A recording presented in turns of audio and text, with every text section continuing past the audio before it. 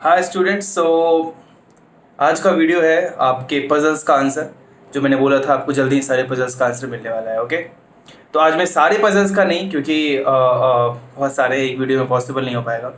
तो आज मैं टोटल, अगर आपने काउंट किया होगा तो 30 पजल्स हैं जिसका आंसर मैंने नहीं बताया। पजल्स प्लस क्वेश्चंस के आंसर मैंने नहीं बताया। तो आज आधा मीन्स 15 का मैं बताऊंगा, और बाकी 15 जस्ट बहुत कुछ ही दिनों के अंदर मैं बाकी दूसरे वीडियो में बाकी 15 के आंसर बता दूंगा। ओके, तो चलिए स्टार्ट करते हैं। तो जो आपका पहला पजल है, आज मैं ऐसे वीडियो बना रहा हूँ, ऐसे इसीलिए बना रहा हूँ क्योंकि आ, कुछ क्वेश्चंस ऐसे होंगे जिसमें लिखने की ज़रूरत पड़ेगी, है ना। तो इसीलिए मैंने सोचा कि चलो ऐसे कुछ करते हैं। ओके, आप बताइए कैसा लगा आपको, अच्छा मेथड लगा या नहीं, अच्छा तरीका लगा या नहीं। बहुत मेहनत लगता है ना। मेहनत लगता है, बहुत कुछ अरेंज करना पड़ता है, बहुत एक्स्ट्रा सोचना पड़ता है। ठीक है, तो आप लोग भी सामने से रिस्पॉन्ड वैसा ही कीजिए, तो मुझे भी और अच्छा लगेगा, और भी कुछ और भी एक्स्ट्रा फिर आप लोगों के लिए करूँगा, है ना। वैसे जो वीडियो आपको ये मिलता है ना, ये आप ये समझिए कि ऐसा नहीं है कि बस मैंने रिकॉर्ड किया डाल दिया। अगर वो होता फिर तो, है ना, आराम से डेली 3-4 वीडियो डालते। लेकिन ये समझो कि टाइम लग जाता है, और वो भी ठीक ठाक टाइम लगता है। पहले वीडियो रिकॉर्ड करो, उससे पहले ये सोचो कि आखिर कैसे करूँ कि वो सब कुछ हो जाएगा, उसमें अलग टाइम, फिर उसके लिए लिखो सब कुछ, और फिर वीडियो रिकॉर्ड करो, फिर सोचो कि कैसे उसको आप लोगों तक प्रेजेंट करना है, फिर उसे अपलोड करो, उसमें अच्छा खासा टाइम चला जाता है। तो आप लोगों से ये मैं इसीलिए बोल रहा हूँ कि आप लोग भी उतना ही मेहनत करो, है ना। आप लोग भी करते रहोगे तो मुझे भी अच्छा लगते रहेगा, और फिर मैं और भी आप लोगों के लिए ज़्यादा कर पाऊँगा। ठीक है, और कमेंट बॉक्स में लिख के बताओ कि और क्या क्या आपको, कैसे और वीडियोस चाहिए, क्या कुछ। चलो मैं ये चीज़ आपको बोलता हूँ कि और क्या टॉपिक्स पे आपको वीडियो चाहिए, और क्या आपको जानने की इच्छा है। कई बार होता है कि मन में ये सवाल आता है कि सर ये क्यों होता है, ऐसा क्यों होता है। वो चीज़ें आप मेरे से पूछ सकते हो, आप कमेंट बॉक्स में लिख सकते हो। तो मैं आपको कोशिश करूँगा, मैं मेरे से जितना हो पाए, या फिर और रिसर्च करके मैं आप लोगों तक वो चीज़ पहुँचाऊँगा। तो वो चीज़ आप कमेंट बॉक्स में लिखो इस वीडियो के, कि आपको इस चीज़ के बारे में नॉलेज चाहिए, इस चीज़ के बारे में जानकारी चाहिए, तो उसके बारे में आप तक इन्फॉर्मेशन पहुँचाऊँगा। ठीक है, तो जल्दी ही कमेंट बॉक्स में लिखना चालू करो। ओके, और लाइक तो करो। बहुत कम लोग लाइक करते हैं। लाइक करने में क्या जाता है आपका, लाइक करने से मुझे कुछ नहीं मिलने वाला है, बस मुझे अच्छा लगने वाला है ना, मुझे अच्छा लगने वाला है। कुछ लोग कमेंट करते हैं, अच्छा लगता है, तो इसी तरह कमेंट करो, कुछ जो आपका मन करे, आपको अप्रिशिएट करने का मन करे, करो, लाइक करो, है ना, उससे मुझे अच्छा लगेगा और कुछ नहीं होगा। तो चलिए स्टार्ट करते हैं। तो आज का पहला जो पजल है, जो मैंने पूछा था, area of parallelogram. Area of parallelogram में मैंने आपसे पूछा था area of parallelograms and triangles, lecture 19, ये वीडियो का नाम था। उसमें था कि एक तालाब है, उसमें एक कमल का फूल है, और हर एक दिन कमल का फूल डबल होते जाता है ना। हर एक दिन कमल का फूल क्या होता है, डबल होते जाता है। तो अब आपको बताना है कि 30 डेज में वो पूरा तालाब फुल हो जाता है, पूरा कवर हो जाता है। तो आप ये बताइए कि आधा कब था। तो मन में डाउट आते हैं कि 15 डेज में आधा हुआ होगा, नहीं, अब हर एक दिन डबल हो रहा है। 30 डेज के बाद वो क्या है, फुल हो गया। तो 29th डे के बाद डबल होके 30th डे फुल हुआ होगा ना, है कि नहीं। 29th डे में कुछ होगा फुल, उसमें डबल होके फिर वो 30th डे में कंप्लीट हो गया। मीन्स हाफ कब था, 29th डे को। आंसर क्या था, आफ्टर 29 डेज इसका आंसर होगा। आप ओके, ठीक है, ये आप लिख सकते हो कि 29th डे जो होगा वहां पे वो हाफ फुल होगा। ठीक है, अब आते हैं आपका सेकंड पजल पे। सेकंड पजल क्या था कि वो था सिमिलर ट्राइंगल्स फॉर 10, लेक्चर 19।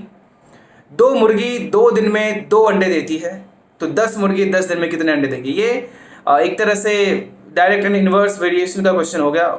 ये आप बता सकते थे, बहुत लोगों ने बताया भी था। गुड, बहुत अच्छी बात है। इसका आंसर आप ऐसा सोच सकते हो कि ऐसे बचपन में किया करते थे, आपने किया भी होगा ऐसे क्वेश्चन, या ये चैप्टर में डायरेक्ट एंड इनवर्स वेरिएशन में, कि 2 मुर्गी है, 2 दिन में 2 एग्स देती है। तो एक मुर्गी 2 दिन में कितने देगी, 2 मुर्गियां हैं, 2 दिन में 2 अंडे देती है। तो ये क्या 2/2 हो जाएगा, है ना। मुझे आप ऐसे लिख सकते, तो 1 मुर्गी एक दिन में कितना देगा, और भी कम हो जाएगा, है ना। अब क्वेश्चन था कि कितनी मुर्गियां, 10 मुर्गियां 10 दिनों में। तो 10 मुर्गियां एक दिन में क्या हो जाएगा, इंटू 10 हो जाएगा, और 10 मुर्गियाँ 10 दिन में कितने हो जाएंगे, 2/2 इंटू 2 इंटू 10 इंटू 10, 2 खत्म हुआ, 2 5 इक्वल्स टू 50। तो कितना होगा आंसर इसका, 10 मुर्गियाँ 10 दिनों में 50 अंडे देंगे। क्योंकि ये कंफ्यूज इसलिए करने वाला था, कई लोगों के मन में तुरंत सवाल आता है 2 मुर्गियाँ 2 दिन में 2 अंडे देती है, तो 10 मुर्गियाँ 10 दिनों में 10 अंडे देंगे, कितने देंगे, 50। तो सेकंड क्वेश्चन का answer is 50। Now third question क्या है, ये क्वेश्चन था direct and inverse variation lecture 20 में, जो 8th के लिए मैंने बनाया था, ये वीडियो का नाम था। उसका सवाल था, उसमें पजल था कि एक खेत में कुछ रैबिट्स हैं, कुछ खरगोश है और कुछ आदमी है, और 41 सर है और 132 पैर हैं, तो कितने खरगोश हैं कितने आदमी हैं, ये तो आप आराम से कर सकते थे। देखो, तो आप ऐसा मान लो कि टोटल नंबर ऑफ रैबिट्स जो है वो अगर R है और टोटल नंबर ऑफ मैन है वो M है, तो सर हर एक रैबिट का एक ही सर होगा, हर एक मैन का एक ही सर होगा। तो रैबिट का sir R number of sir होगा, मैन का M होगा, वो दोनों ऐड होके कितना आ जाएगा, 41। पैर रैबिट्स के कितने होते हैं, 4 होते हैं, तो 4 इंटू R। मैन के कितने होते हैं, 2 होते हैं, 2 into man means M, that is equal to 132। इन दोनों को सॉल्व करना है, तो यहाँ सब सीधे कर लो, रैबिट R इक्वल्स टू क्या आ जाएगा, R इक्वल्स टू या M इक्वल्स टू भी आप फाइंड कर सकते हो, कोई दिक्कत नहीं है। M इक्वल्स टू क्या आ जाएगा, 41 माइनस R, उसे आप इसमें रख दो, आप इसके बाद आराम से सॉल्व कर सकते हो, या और भी बहुत तरीके से आप इसको सॉल्व कर सकते हो। इज इक्वल्स टू 132, ये क्या हो जाएगा, 4R plus 8 2 minus 2R equals to 132, फिर 2R equals to 50, so R is 25। R क्या था, रैबिट्स, तो नंबर ऑफ रैबिट्स कितने हो गए, 25, एंड नंबर ऑफ मैन कितने हो गए, टोटल 41 था, तो 41 माइनस 25 मैं सीधे ही कर सकता हूँ, कितना आ जाएगा, 16। तो नंबर ऑफ मैन कितने होने वाले हैं, 16 होने वाले हैं। ओके, ये आपको समझ में आ गया होगा। ये था थर्ड, जो कि डायरेक्ट एंड इनवर्स वेरिएशन का क्वेश्चन था। अब आते हैं हम लोग फोर्थ पे, एक मिनट,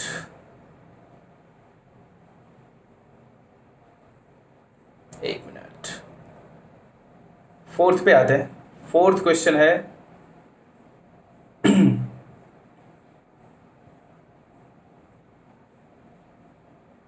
ओके, तो फोर्थ था area of parallelograms and triangles for 9th lecture 20। इसमें था कि टेलीफोन के डायलिंग पैड के सभी अंकों को मल्टीप्लाई करने पे क्या आएगा। बहुत लोगों ने इसका जवाब दिया था, थोड़ा सा इजी सा था, थोड़ा कंफ्यूज करने के लिए था आपको, 0 भी तो है, तो आप 1 into 2 into 3 into 4 into 5 into 6 into 7 into 8 into 9 तक तो करोगे, मल्टीप्लाई कर भी सकते हो, कितना भी बड़ा नंबर है 0 से मल्टीप्लाई होगा तो 0 ही हो जाएगा। तो फाइनल आंसर क्या हो जाएगा फोर्थ का, 0। क्यों, 0 से मल्टीप्लाई होकर 0 हो गया। ओके, ये फोर्थ क्वेश्चन था। फिफ्थ पे आते हैं। फिफ्थ पजल जो था आपका वो था similar triangles for 10th lecture 20 में। वो था कि अजित को हाउसिंग सोसाइटी में हाउस पेंट करने हैं, टोटल 100 घर है, तो बताओ कितने बार वो 9 पेंट करेगा, टोटल 9, 100 हाउस है, मतलब 1 to 100 नंबर सपोज लिखना ही है, वो तो थोड़ा आपको कंफ्यूज करने के लिए डिफरेंट पेंट के लिए वो दिया जाता है। लेकिन अगर सपोज आपको 1 to 100 सारे नंबर्स लिखने हैं, तो 9 आप कितने बार लिखोगे, सवाल ये उठता है। सोचो, काउंट कर लो, 9, 19, 29, 39, 49, 59, 69, 79, 89, यहाँ तक कोई प्रॉब्लम नहीं था, ये होगा। फिर 90, 91 में 9 आएगा, 92, 93, 94, 95, 96, 97, 98, 99, है ना। तो 1 2 3 4 5 6 7 8 9 10 11 12 13 14 15 16 17 18 19 एंड ये वाला 20, टोटल 20 आ गया।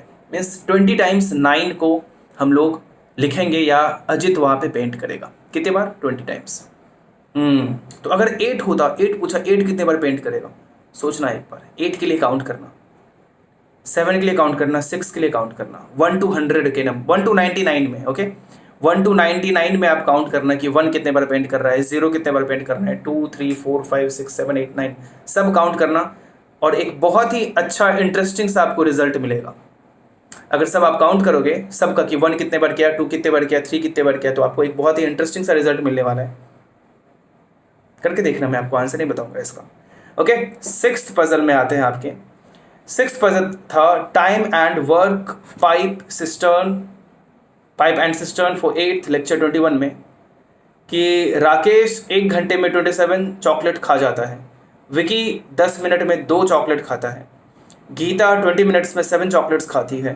तो एक साथ टीवी पे कार्टून देखते हुए वो लोग 120 चॉकलेट का बॉक्स कितने देर में ख़त्म कर देगा। तो ये 27 + 2 + 7 करके देखो कितना आता है।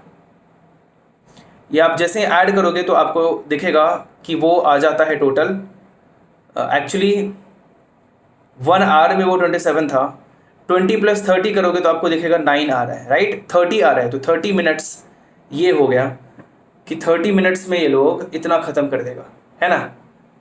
सोचो ध्यान से कि 1 आवर में टोटल कितने ख़त्म हो जाएंगे।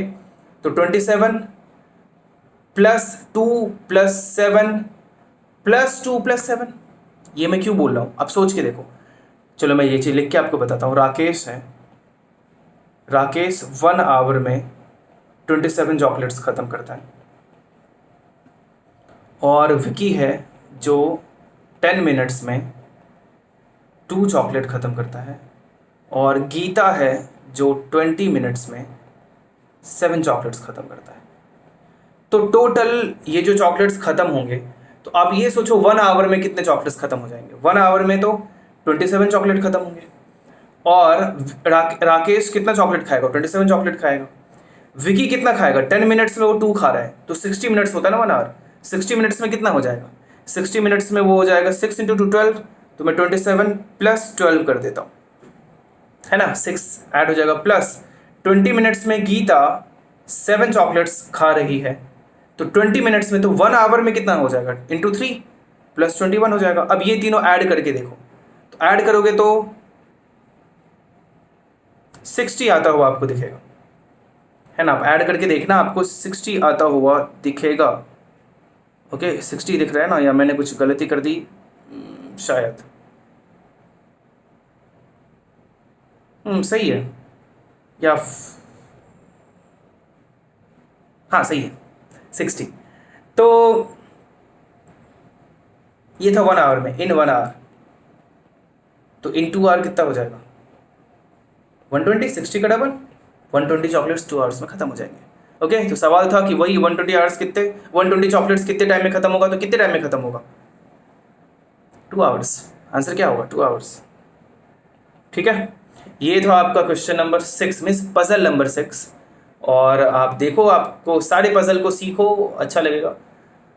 7th, अगर आपने अभी तक पजल नहीं देखा है तो उस मैं इसीलिए वीडियो आपको रेफरेंस भी दे देता हूँ कि इस वीडियो में आपको ये वाला पजल मिलेगा, आप जाइए उस वीडियो में आपको वो वाला पजल दिखेगा।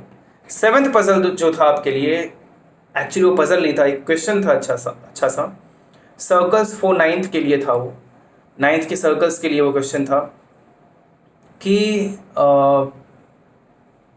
सर्कल फॉर 9th लेक्चर 21 में ये सवाल था। कुछ ऐसा डायग्राम था,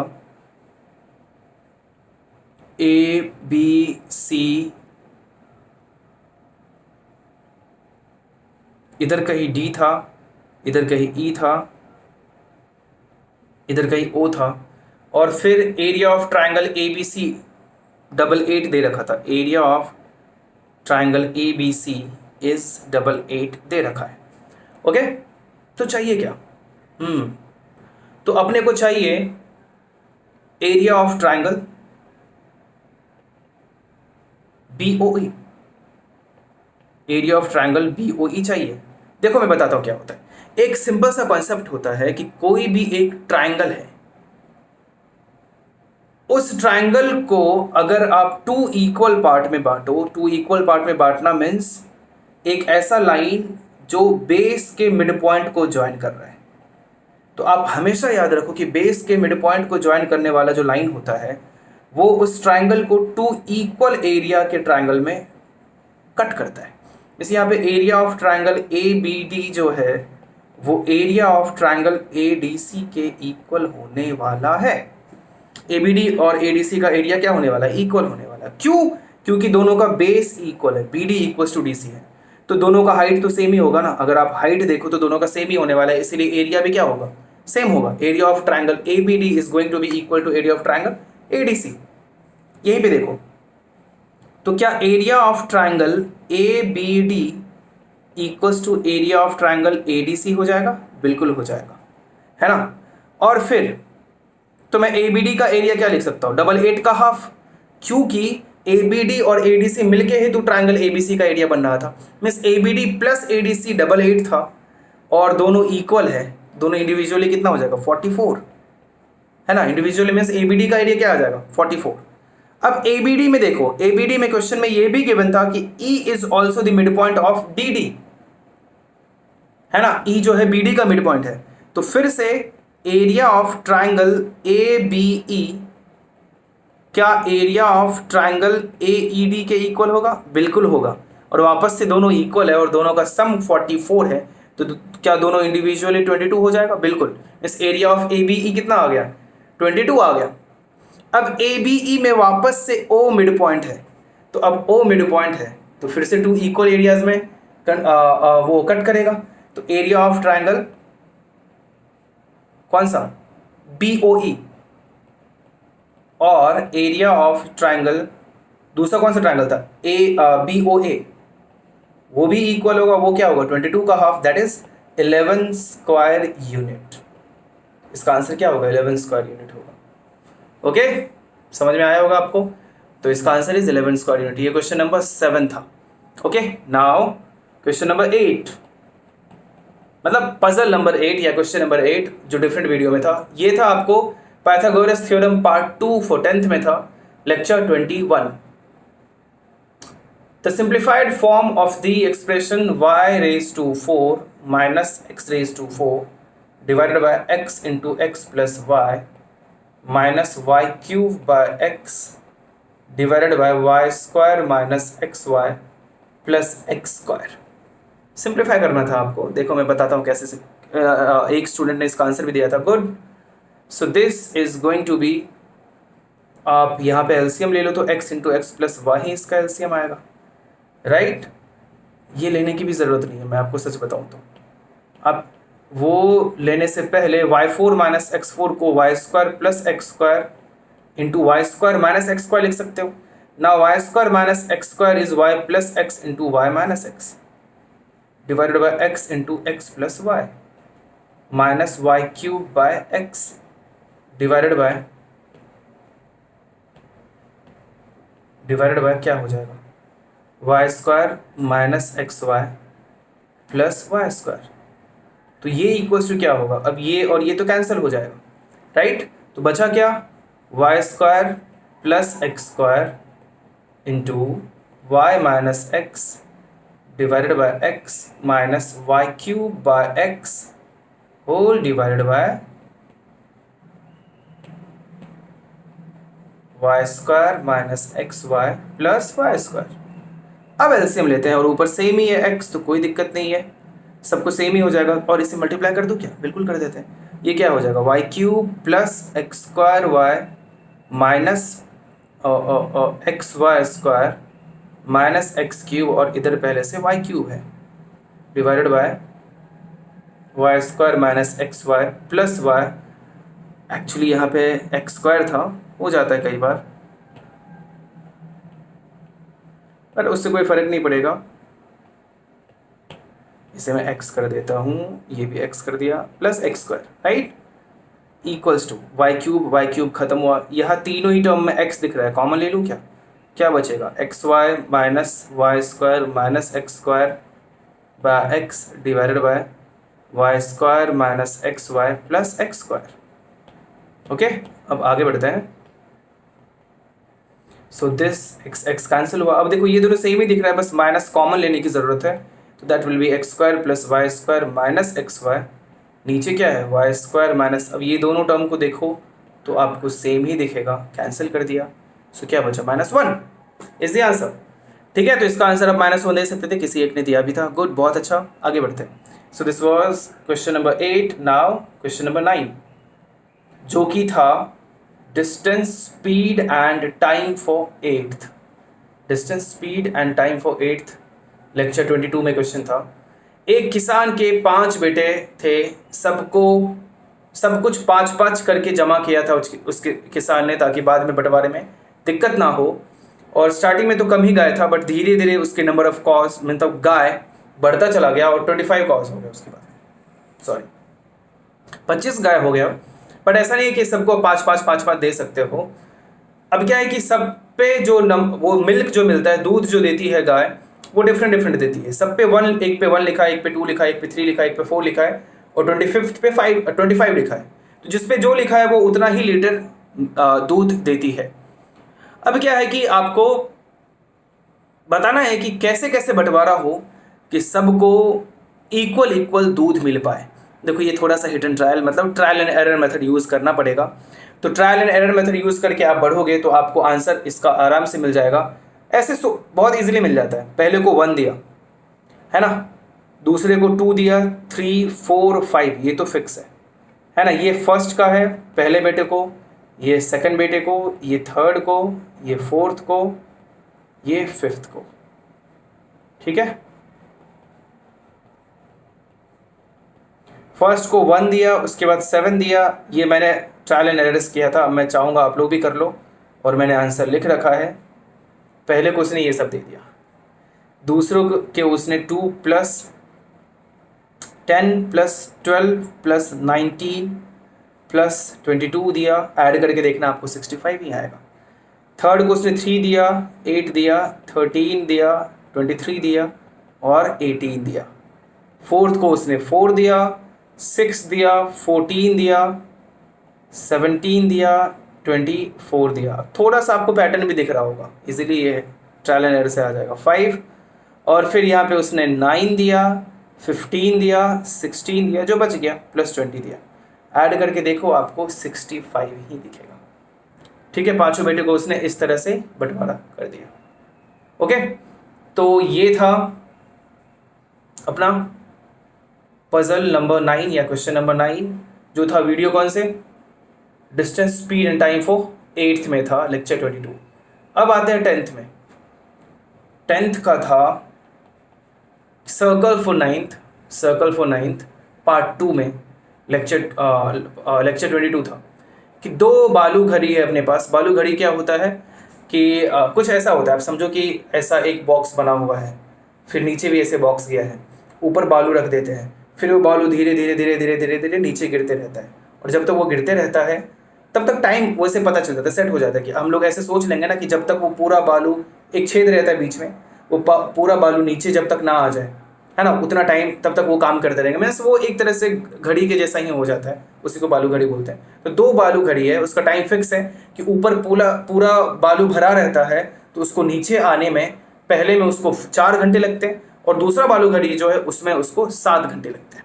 ठीक है, ऐसे 2 बालू घड़ी है। अब उसको उन दोनों के का यूज करके 9 आवर्स कैलकुलेट करना है, 9 घंटे दिखाने। तो मैं आपको बताता हूँ कैसे दिखाएंगे। हम लोग क्या करेंगे, पहला था 4 आवर्स, तो हम लोग सबसे पहले दोनों को एक साथ चालू कर दिया, 9 आवर्स वाले को भी और 4 आवर्स वाले को भी और 7 आवर्स वाले को भी, दोनों को चालू कर दिया। अब 4 घंटे बाद जो पहली घड़ी थी जो कि कंप्लीट हो गया था, पूरा नीचे आ गया था, उसके बाद पूरा भर गया था क्योंकि, तो वो तो पूरा भर गया, लेकिन दूसरा वाले में अभी भी 3 घंटे का समय बाकी है। पहले वाला 4 आवर्स कंप्लीट हो चुका है, दूसरे वाले का 3 बाकी है। तो 4 घंटे के बाद आप क्या करो कि 4 घंटे वाले को उल्टा कर दिया, है ना, 4 घंटे वाले को उल्टा कर दिया, लेकिन 3 घंटे वाला अभी भी चल रहा है ना। तो 3 घंटा चलते चलते चलते फिर जब 3 घंटे वाले का 7 आवर्स कंप्लीट होगा, तो 4 घंटे वाला जो होगा उसमें 1 घंटा बाकी होगा, क्योंकि उसमें तो 8 घंटा 2 बार में होता ना, तो 1 घंटा उसमें बाकी होता। ठीक है, तो अब उसको वहीं पे पलट देंगे। 7 घंटे कंप्लीट हुए तो 4 घंटे वाले को पलट दिया, समझना इस चीज़ को ध्यान से। तो कंप्लीट 8 घंटे हो गए थे और 4 घंटे वाले को आपने पलट दिया, तो फिर क्या हो गया, जो 1 घंटे वाले घड़ी जो था, मतलब 7 घंटे वाले को आपने पलट दिया, उसमें 1 घंटा बाकी था। तो 1 घंटे बाद आपने क्या किया, जो 4 घंटे वाली घड़ी थी उसका आप वो वापस से दूसरी बार कंप्लीट हुआ, मतलब उसके 8 आवर्स हो गए। अब जो आपने 7 आवर्स वाले को पलटा था, है ना, 1 घंटे बाद क्या हो जाएगा फिर 1 घंटे बाद टोटल 8 आवर्स हो गए। और जो दूसरी घड़ी है, और दूसरी घड़ी जो थी, जो अभी तक कितने आवर्स चली थी, 1 घंटे चली थी, तो दूसरी घड़ी जो 1 घंटे चली उसको अब पलट दिया। तो आप ही सोचो कि दूसरी घड़ी में जो 1 घंटे का बालू नीचे था उसको आप पलट दोगे तो 1 घंटे का बालू ही तो नीचे आएगा, मतलब 1 घंटा आप वहाँ से कैलकुलेट कर लोगे और 8 घंटे पहले आ चुका था, 8 + 1 9 हो जाएगा। मुझे पता है आप कन्फ्यूज़ हो गए बीच में, क्योंकि बीच में थोड़ा सा हो गया था। तो मैं आपको फिर से एक चीज़ बताता हूँ कि पहले आपने 4 घंटे वाले दोनों को एक साथ चालू किया। 4 घंटे वाला है, 7 घंटे वाला है, तो 4 घंटे वाला जब 4 घंटे वाला 7 घंटे वाला, तो 4 घंटे वाला पहले कंप्लीट होगा। तो जब 4 आवर्स वाला कंप्लीट हो गया आपने उसको पलट दिया। 7 आवर्स वाला अभी भी चल रहा है, तो पलटने के बाद जब 7 आवर्स वाला खत्म होगा तो जो 4 आवर्स वाला होगा उसमें 1 घंटा और बाकी है ना, उसमें 1 घंटा और बाकी है और 7 आवर्स कंप्लीट हुआ है।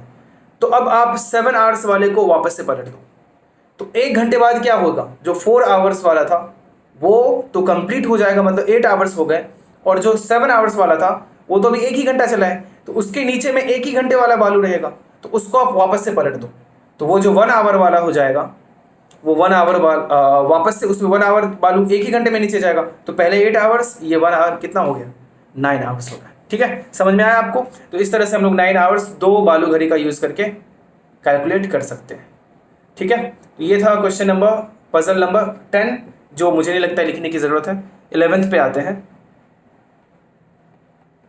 11th trigonometry for 10th lecture 22 में था, जो कि एक क्वेश्चन था और ये बहुत ही अच्छा सा क्वेश्चन है, आप इसको याद रखो। और ये जो मैं फॉर्मूला बताने वाला हूँ आपको ये भी याद रखना है, ताकि आगे कुछ ऐसा क्वेश्चन मिले तो आप आसानी से कर पाओ। एक ट्रेपेजियम था, उस ट्रेपेजियम के साइड्स ए, पहले तो ट्रेपेजियम ABCD था जिसके मैंने डायगोनल्स ज्वाइन किए। डायगोनल इसका x और y था, XY को मैंने ज्वाइन किया। ये 20 सेंटीमीटर का था, ये 14 सेंटीमीटर का था, तो अपने को XY का लेंथ चाहिए था। सी, अब क्या होता है कि एक फॉर्मूला होता है, वो फॉर्मूला आप आराम से डिराइव कर सकते हो। मैं बताता हूँ कैसे कर सकते हो। अब यहाँ पे एक कंस्ट्रक्शन करो, D से एक M ले लिया। अब in triangle DXC and triangle DXC लिया तो MXA, ये दोनों ट्राइंगल में क्या angle DXC equals to angle MXA है? बिल्कुल है, दोनों वर्टिकली अपोजिट एंगल्स हैं। उसके बाद angle CDX equals to angle AMX है। क्यों है? क्योंकि ये दोनों एंगल क्यों इक्वल है, क्योंकि 2 lines are parallel and DM is a transversal. और साथ में CX is equals to AX। क्यों? क्योंकि गिवन है कि CX is equals to AX। अब आगे बढ़ते हैं, तो बाय AAS में क्या बोल सकता हूँ, triangle DXC is congruent to triangle MXA। अब सारे पार्ट्स इक्वल होने वाले हैं, तो by CPCT congruent part, corresponding part of congruent triangle DX क्या हो जाएगा, will be equals to XM। DX किसके इक्वल होगा, XM के इक्वल होगा, है ना। और साथ में DC भी क्या होने वाला है, AM के इक्वल होने वाला है। अब देखो in triangle DMB DX is equals to XM and DY is equals to YB। DY equals to YB किधर से आया, गिवन था, तो ये दोनों इक्वल है। तो आप ध्यान से देखो, किसी ट्राइंगल में एक साइड का मिड पॉइंट दूसरे साइड का मिड पॉइंट को ज्वाइन करते हैं तो बाय मिड पॉइंट थ्योरम, यहाँ पे आता है mid point theorem. Mid point theorem कहता है कि if you join mid points of 2 sides then that line will be parallel to the third side and length of that line will be half of the third side. Means मैं ये बोल सकता हूँ XY is going to be parallel to MB को आप AB भी लिख सकते हो, and length of XY will be half of MB। ठीक है, ऐसा आ गया। ठीक है, अब हाफ MB को क्या लिख सकते हैं, MB को ध्यान से देखो तो AB माइनस AM लिख सकते हैं, और AM का लेंथ यहाँ से देखो क्या था, DC था, तो half into AB minus DC आ गया। तो ये आप याद रखो कि एक्स वाई का लेंथ यही होगा। कई बार इस पे बेस्ड क्वेश्चन आ जाते हैं कि in any trapezium if you will join mid points of both the diagonals then length of that line joining will be half of the difference of both the parallel sides. Means मैं यहाँ पे सीधे लिख सकता हूँ xy will be half of the length of AB minus DC, that is half AB is 20, DC is 14, so half into 6 that is 3 centimetre. Centimetre ही था तो centimetre.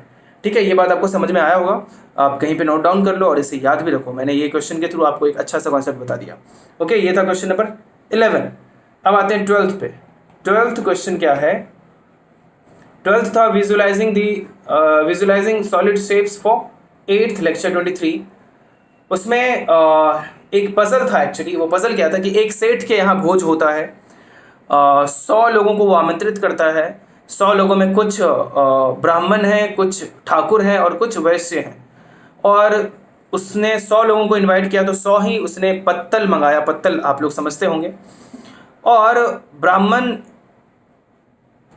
ने क्या बोला, क्योंकि उसको बोला कि थोड़ा सा परेशान करते हैं उसको, उसने सोचा तो ब्राह्मण ने बोला कि मैं एक पर बैठूंगा और दूसरे पे खाऊंगा। एक पे बैठूंगा दूसरे पे खाऊंगा, उसकी मर्जी भाई। मतलब कि हर एक ब्राह्मण 2 पत्तल यूज़ करेगा।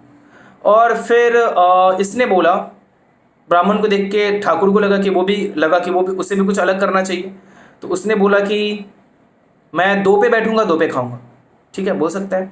मतलब कि एक ठाकुर 4 पत्तल यूज़ करेगा। तो ये देख के वैश्य को लगा कि हमें ही कुछ मैनेज करना चाहिए। तो उसने क्या किया, उन्होंने बोला कि कोई बात नहीं, क्योंकि दिक्कत हो जाती ना, उसके पास 100 ही पत्तल थे। तो उसने बोला कि ठीक है, हम लोग 4 लोग मिलके एक ही पत्तल में खाना खा लेंगे। तो अब आपको बताना है कि ऐसा होने के बाद सब कुछ सही सही हो गया, मतलब सब लोगों ने खाना भी खा लिया, पत्तल भी कम नहीं हुआ, कोई भूखा भी नहीं रहा। तो ये कितने आखिर ब्राह्मण थे, कितने ठाकुर थे, कितने वैश्य थे, ये आपको बताना है। मतलब क्वेश्चन पूछा था। तो मैं क्या करता हूँ कि जो भी ब्राह्मण थे उसको मैं ब्राह्मण को x ले लेता हूँ, जो ठाकुर थे ठाकुर को y ले लेता हूँ, और जो वैश्य थे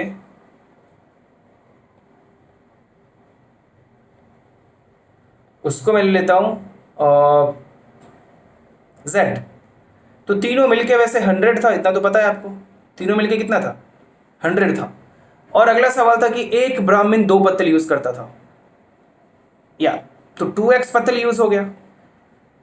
एक ठाकुर 4 पत्तल यूज करता था तो 4y हो गया।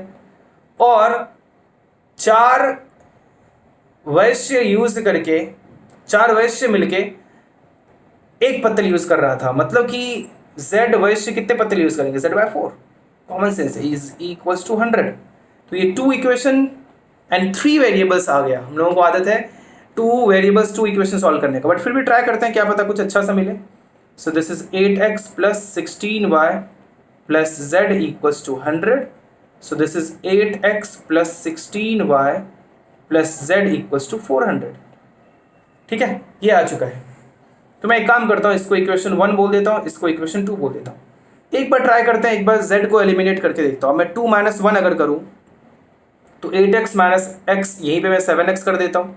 16y - y प्लस 15y कर देता हूँ, और z - z तो 0 हो जाएगा, is equal to 400 - 100 that is 300। Okay, यहाँ तक आप समझ गए होंगे। अब लेकिन 2 वेरिएबल एक ही इक्वेशन है, सॉल्व यहाँ भी नहीं कर सकते हैं, लेकिन पॉसिबिलिटीज देख सकते हैं। आपको मैं बताता हूँ कैसे। तो 15y इक्वल्स टू आप 300 - 7x लिखो। यहाँ पे अच्छी बात यह है कि अब x और y दोनों क्या होगा? इंटीजर होगा। क्या कभी ऐसा होगा कि x और फ्रैक्शन हो जाए? वो नंबर ऑफ पीपल है तो वो इंटीजर ही होने वाला है। तो अब y का वैल्यू में ये पूरा टर्म जो है ये पूरा इंटीजर होना चाहिए। ये पूरा क्या होना चाहिए? इंटीजर होना चाहिए। तो वो इंटीजर लाने के लिए मैं धीरे धीरे x के वैल्यूज रखूंगा। आप ही सोचो, x का वैल्यू आप 1 रखोगे, क्या ये इंटीजर होगा? नहीं होगा। 300 - 7 15 से डिविजिबल नहीं है। 2 रखोगे तो 300 - 14 नहीं होगा डिविजिबल, मीन्स 15 से डिविजिबल होना चाहिए। तो आप ही सोचो, 15 से डिविजिबल होने के लिए 5 से डिविजिबल होना पड़ेगा। मतलब कि 300 में से कोई ना कोई 5 का मल्टीपल ही सब्ट्रैक्ट करेंगे तभी ये पॉसिबल है। तो 5 के मल्टीपल्स आप ट्राई करोगे तो पहला आप क्या 5 ही रखोगे ना। तो जैसे ही आप 5 रखोगे तो 7 × 5 क्या हो जाता है? 35। सो 300 - 35 is 265 that is not divisible by 15, तो वो अपना कैंसिल हो गया। तो x इक्वल टू 5 लिख के मैं कैंसिल कर देता हूँ। नेक्स्ट क्या 10 आप सोचोगे, है ना, उतना तो हम लोगों ने लिमिटेशन कर दिया कि 5 का मल्टीपल ही होना पड़ेगा, तभी तो वो 15 से डिविजिबल हो पाएगा। तो जब आप 10 रखोगे तो 70, 300 माइनस 70 इज 230, या 230 क्या 15 से डिविजिबल है? नहीं, वो भी कैंसिल। x इक्वल टू 15 रखो तो 7 into 15 is 105, 300 minus 105 is 195 divide by 15, मुझे तो लग रहा है कि डिविजिबल होगा, करके देखते हैं। y इक्वल टू 195 बाय 15 आ गया 13, ये एक पॉसिबिलिटी है। और आप x इक्वल टू 15 के बाद 20 ही रखना चाहोगे तो 20 रखने पे क्या हो जाएगा 140, 300 माइनस 140 क्या हो जाता है 160 बाय 15। आपको डिविजिबल दिख रहा है क्या? नहीं। x इक्वल टू आप फिर 25 रखोगे तो y इक्वल टू क्या हो जाएगा 300 माइनस 175, 125 बाय 15, इंटीजर नहीं आ रहा है। x इक्वल टू आप 30 रखो तो आपको कुछ क्या आ जाएगा 210 डिवाइडेड बाय 30 रखोगे तो क्या आ जाएगा 210 ना, तो 300 माइनस 210 क्या आ जाएगा 90 बाय 15, 6 आ रहा है। ये और ये आ गया। आगे आप 2-3 ही और रखना है, 30 के बाद 35 रख के देखना, 40 रख के देखना, नहीं हो पाएगा पॉसिबल। तो दो पॉसिबिलिटी हो सकती है और ये दोनों ही आपको आंसर लिखना पड़ेगा कि x किसे अज्यूम किया था, x 15 तो y 13 तो z इक्वल टू, अब x 15 y 13 तो z यहां से निकाल सकते हो आप, टोटल मिलके 100 था, है ना, x plus y plus z 100 था, तो 15 प्लस 13 कितना होता है 28, और 100 माइनस 28 कितना हो जाएगा 72। मतलब पहला पॉसिबिलिटी ये है कि नंबर ऑफ ब्राह्मण्स 15 हो जाए, नंबर ऑफ ठाकुर 13 हो जाए और नंबर ऑफ वैश्य 72 हो जाए। दूसरी पॉसिबिलिटी ये भी आए कि x equal to 30, y equal to 6, add करके 36 हो रहा है, तो यहाँ पे क्या हो जाएगा 64। दूसरी पॉसिबिलिटी ये भी है कि नंबर ऑफ ब्राह्मण 30 हो जाए, ठाकुर 6 हो जाए और वैश्य 64 हो जाए। तो ये दो पॉसिबिलिटी आपको आंसर देना था क्योंकि ये दोनों ही पॉसिबल है। ठीक है, तो यहाँ पे मैं लिख देता हूँ ब्राह्मण, ठाकुर एंड वैश्य, और यहाँ भी आप लिख लेना ब्राह्मण, ठाकुर एंड वैश्य।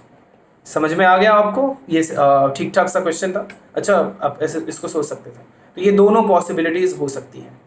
आगे क्वेश्चन था 13th जो आज मैं डिस्कस करने वाला हूँ, वो था circle part 3 for 9th lecture 23।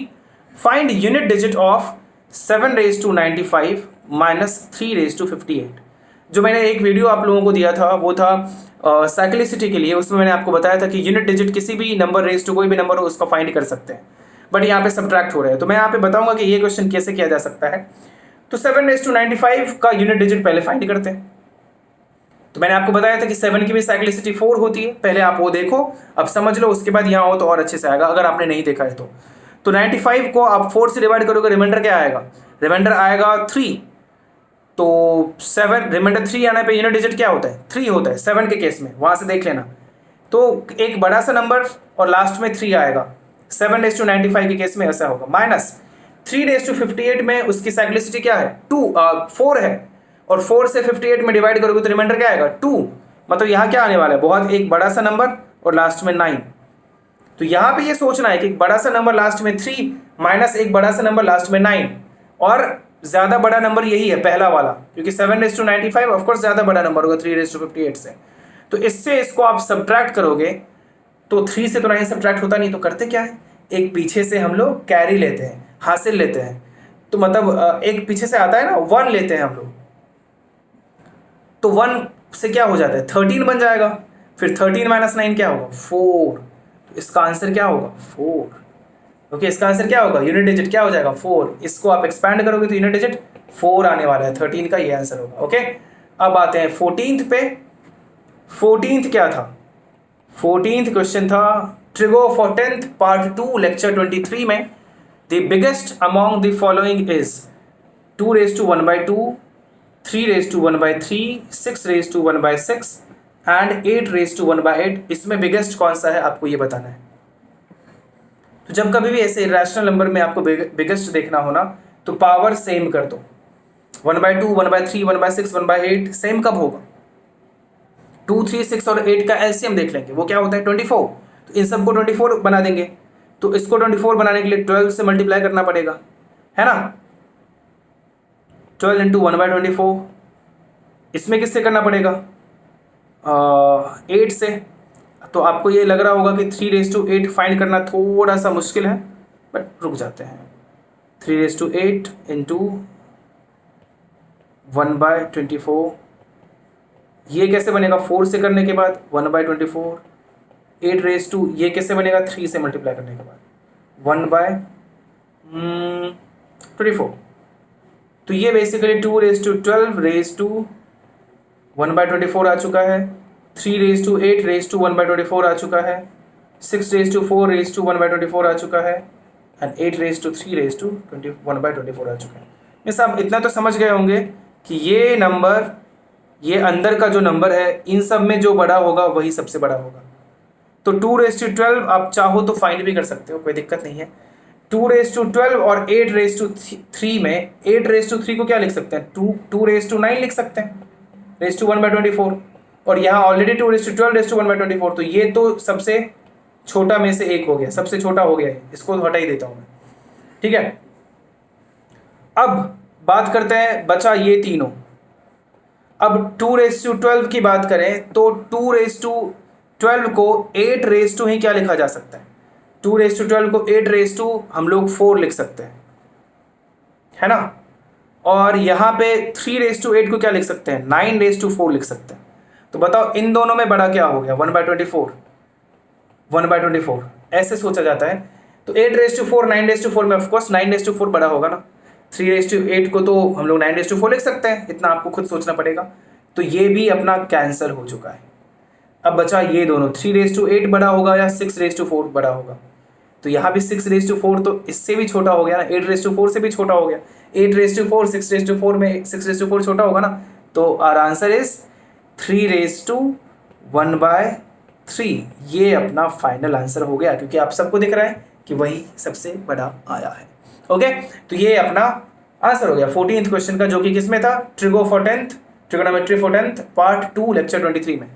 अब आते हैं 15th में, जो कि था visualising the solid shape for 8th part 2 lecture 24। इसमें था कि if the 8 digit number 2575D568 is divisible by, this big number is divisible by 54 and 87, इन दोनों से डिविजिबल है। तो मैंने डिविजिबिलिटी में आपको बताया था कि 54 से डिविजिबल है, तो क्या वो 9 से भी डिविजिबल होगा? बिल्कुल होगा। 54 से डिविजिबल है तो वो 9 से भी डिविजिबल होगा। क्यों 9 से डिविजिबल होगा? क्योंकि 54 में 9 का फैक्टर आ रहा है ना, मीन्स ये बड़ा सा नंबर 9 से भी डिविजिबल है। और 54 से डिवाइड करना देखो बहुत मुश्किल हो जाएगा, और 87 से डिवाइड करना तो और भी मुश्किल हो जाएगा। बट 54 देख के ये समझ में आएगा कि ये नंबर 9 से तो डिविजिबल होगा। तो इसके डिजिट्स को ऐड करके देखो कितना आता है। 5 + 2 7 + 7 14 + 5 19 + 5 24 + 6 30 + 8 38, और डी बच गया। अब ये डिजिट 9 से डिविजिबल होना चाहिए ये पूरा। तो डी क्या है? डिजिट ही है ना। तो डिजिट क्या हो सकता है? 0 से 9 तक ही हो सकता है। तो डी का क्या वैल्यू रखो कि वो 9 से डिविजिबल हो जाए? 45 आना चाहिए। 38 + डी, तो डी क्या लेना पड़ेगा? 7। तब तो वो 9, एक ही पॉसिबिलिटी आई 7। ठीक है, तो सिर्फ इतना ही करके आंसर आ गया। बाकी आपको सिर्फ कंफ्यूज करने के लिए उसने 87 भी दे दिया था, है ना। बस 9 से ही अपना आंसर आ गया। ओके, तो आंसर क्या हो गया इसका? D = 7। ओके, तो चलिए आज के लिए इतना ही। आज मैंने आपको यहाँ तक के आंसर्स बताए। नेक्स्ट वीडियो में मैं इससे आगे के आंसर्स बताऊंगा। Okay, visualising solid shape for 8th part 2 lecture 24 तक के आंसर मैंने आपको और सोल्यूशन मैंने आपको बताया। ठीक है, तो इसको आपने अगर एंड तक देखा है तो फिर अभी भी टाइम है। बाकी आप पजल्स को सॉल्व कीजिए। क्वेश्चंस को मैंने अब अच्छे अच्छे क्वेश्चंस डालने स्टार्ट कर दिए, तो उन क्वेश्चंस को आप सॉल्व करो। बहुत फ़ायदा होता है, ट्रस्ट मी, आपको बहुत फ़ायदा होगा। डेली ऐसे अच्छे लेवल के आप एक भी क्वेश्चन करते हो तो ठीक है, बहुत कुछ सीखने को आपको मिलेगा। तो चलिए ठीक है, thank you so much. Okay, आज के लिए इतना ही, बाय बाय।